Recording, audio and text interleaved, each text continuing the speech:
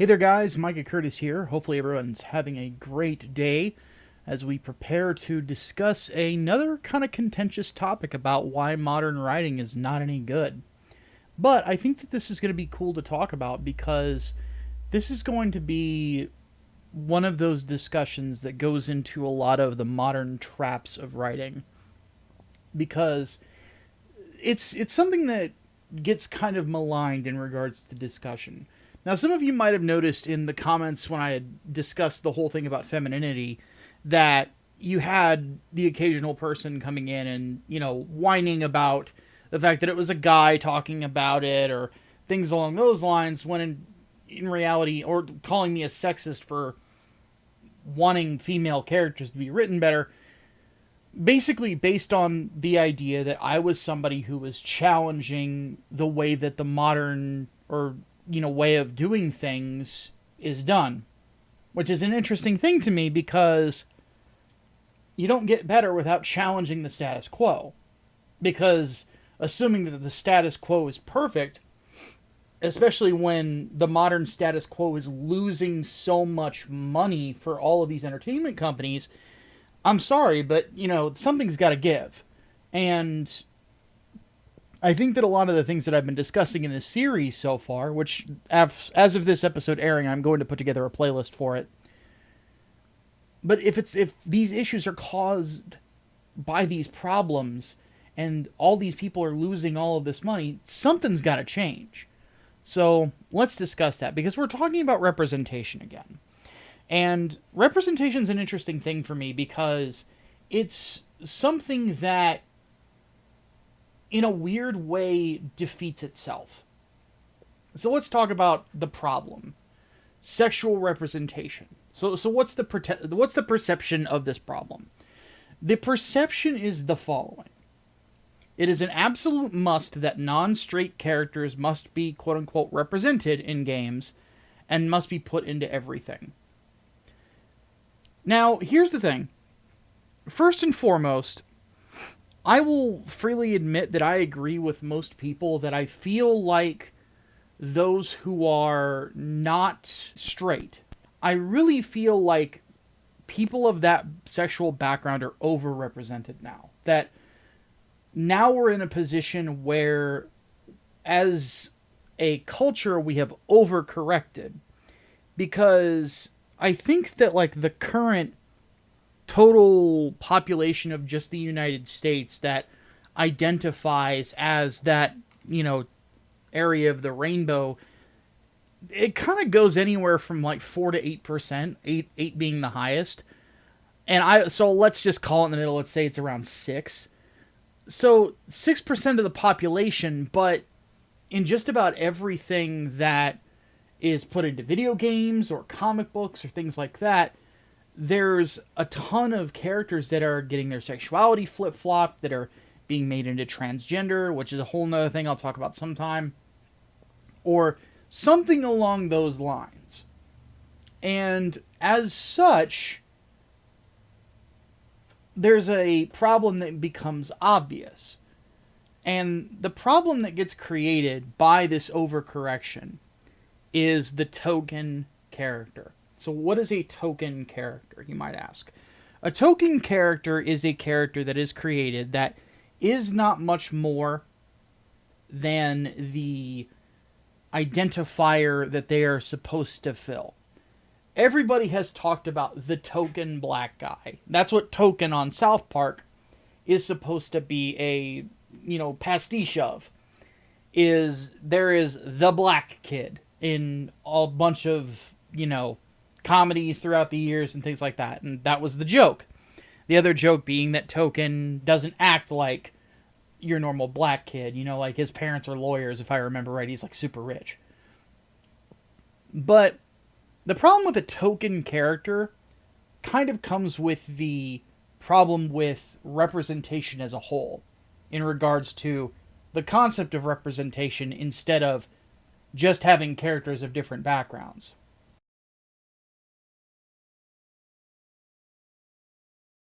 So what do I mean by all that? Because it's a lot of words and I probably should make it a little bit more concise.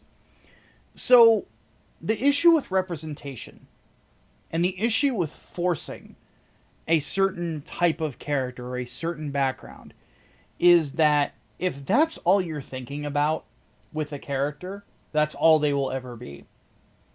Because your perception of that character is that one thing you're focusing on. This person is the black guy. So the black guy has to listen to rap, has to curse a lot, has to use ebonics, so on and so forth on a consistent basis. This character is the lesbian. They have to be fat, they have to be ugly, they have to have short hair, so on and so forth. This person is the gay guy. The gay person. He must talk like this with a really well-known lisp and constantly go fabulous and things along those lines. Well, what are the problems with these archetypes? The thing is, they're not characters. They're not characters at all. In fact, they're quite the opposite. They are nothing more than a pastiche. And the reason that this happens is because a lot of modern writers are either pressured into making these characters, and I put that, you can hear the air quotes in my voice, I'll just put it that way. But they're created to fill a checkbox. They're not created to have depth. They're not created to have anything really interesting about them or some sort of a background that you're going to find interesting. They are just that one trait. That's all that they are, because they are meant to be representation. They are meant to only do one thing, only fill one particular desire. And if that's all you can do, then that is all that you will get. And a lot of that also comes from a modern perception of what character is. These days we see a lot of people that have basically gone into identity politics as heavy as possible. And by the way, this is not a right-wing or left-wing thing. Now, admittedly, it started primarily as a left-wing thing. But as time has gone on and people have seen, dollar signs in victim complexes and things along those lines, we have seen identity politics essentially start to really take over a lot of discussion, especially here on the internet. There's a consistent focus on people's identifiers and not a consistent focus on who they are as people. And as such, I believe that our culture is starting to lose a little bit of its own soul, because we're not really understanding what makes people complex, what makes people interesting. And if you're going to get into stories, they need to be interesting or they're not going to make money. Now, the reason that I preface with the internet is because I really feel like this is something that people who are perennially... I'm leaving that in there because this is what I do whenever, my brain is just kind of like, eh. What we are consistently doing, that was the word I was looking for. That, for those of us who are online, is we're constantly clashing with one another and talking past one another or yelling at each other. There's no real conversations that are happening among internet figures. It sucks. It's either echo chambers or arguments. There's no middle grounds like you would have whenever you're just talking to somebody that you are genuinely interested in getting to know more about. Now, in the entertainment business, it obviously doesn't translate because you have to present something to the people in the middle. People on the coasts like to, make fun of the people in flyover country. Well, those are the people that pay your salary on top of, farming all of your fucking food. But the thing is that this loss of what defines character is the problem, because all we're getting is token characters. We're not getting actual people that actually feel realized, I think, is part of that. And one thing in regards to sexuality that needs to be understood is how little it actually means to most of the world. And for some people, that is a very harsh reality.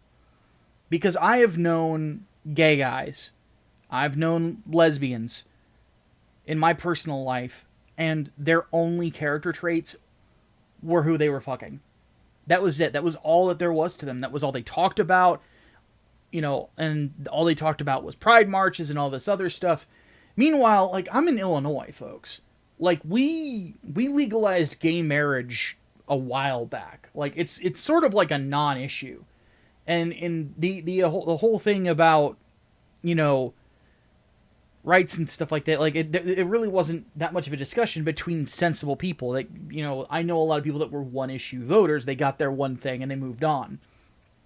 And the problem is that it honestly, like, you don't want to be around those people in real life, right? The people that are only their sexuality. And that goes for straight people, too. Who wants to be around the girl that's constantly talking about how many dicks she's sucking? Unless she's sucking yours in the foreseeable future, you don't want to be around that person. Same thing with a dude, So,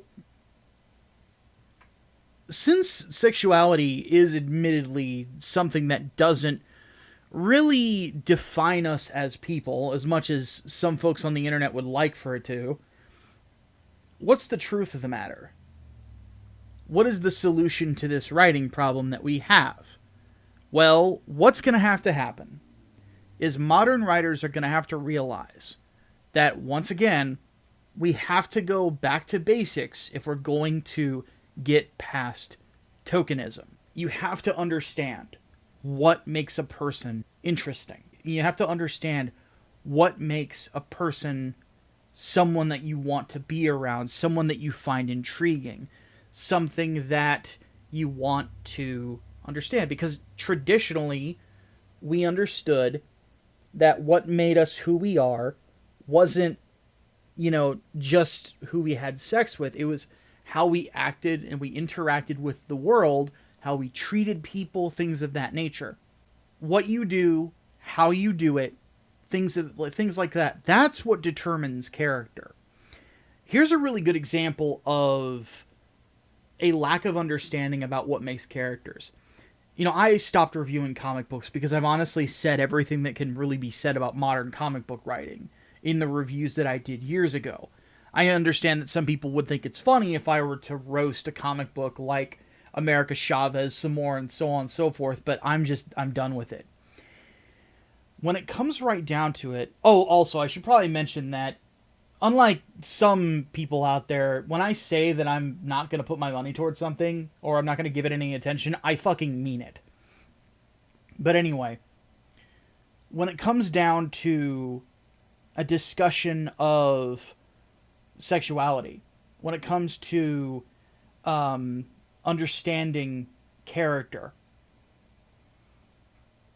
we look at America Chavez, and we look at the way that she treated people in the series that Gabby Garcia, was that her name? I forget. Gabby Rivera. The series that Gabby Rivera wrote. America Chavez was a terrible human being. She was awful. She was an awful, self-obsessed, egotistical, social media loving pile of trash. She was a terrible hero, and the only thing she cared about was herself. There was no heroism whatsoever. She was the type of person that would simply run away from situations whenever it was easy to do so. She would consistently do stupid things and talk shit to people for no fucking reason. She was just a terrible person. Not the kind of person you would be around. And why is that? Because all America Chavez was a lesbian. Everything else about her was not a good person. And that was something that was generally a problem, is you would see that sort of thing. Gay Bobby Drake, Gay Iceman, is another good example of that. All of the things that made Bobby Drake, they don't exist anymore. They've been completely wiped away. He is just now the gay guy. He has been that way ever since they did that. And a lot of that has to do with the simple fact that that's all he is allowed to be. But you cannot do that to your characters. You can't. They have to have something more to them. They have to have something that makes you want to be around them, something about their actions that makes them compelling, makes them complicated, so on and so forth. I've sung the praises of Baldur's Gate. There's also a couple characters in Starfield that their sexuality just kind of came across randomly in conversation as a story about something bigger than what it was. And at the end of the day, I wasn't looking at them as just gay or straight. I wasn't looking at them as just one thing or one identifier. I was looking at them like a character. And the reason for that was because the way that they acted and interacted with other people was much more important than who they were sleeping with.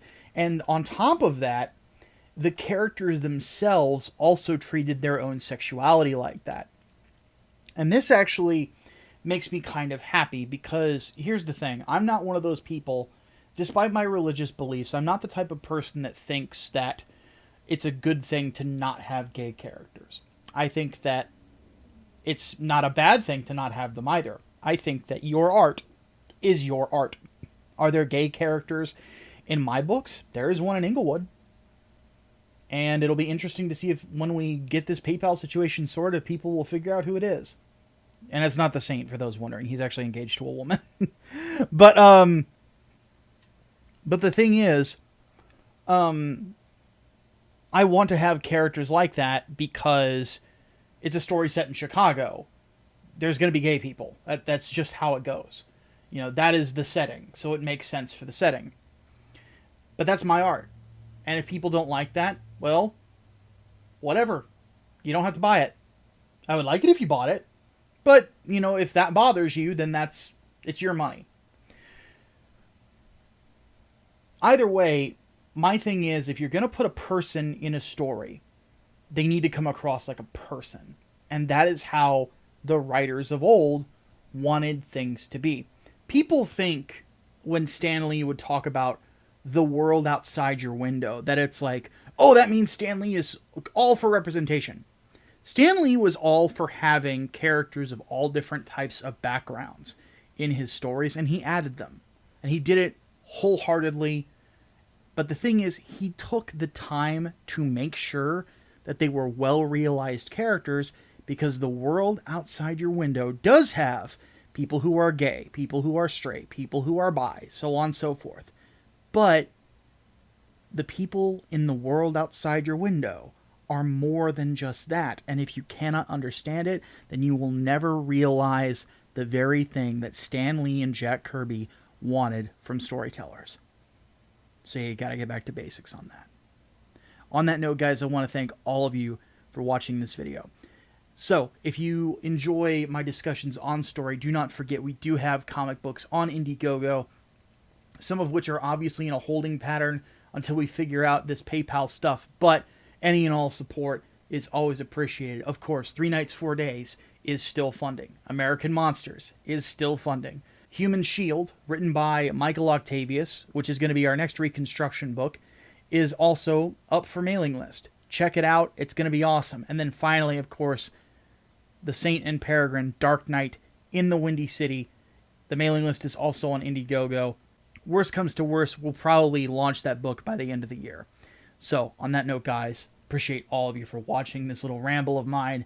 My name is Micah Curtis, the head of Grindstone Arts, your favorite vanilla gorilla. Have yourselves a great rest of your day.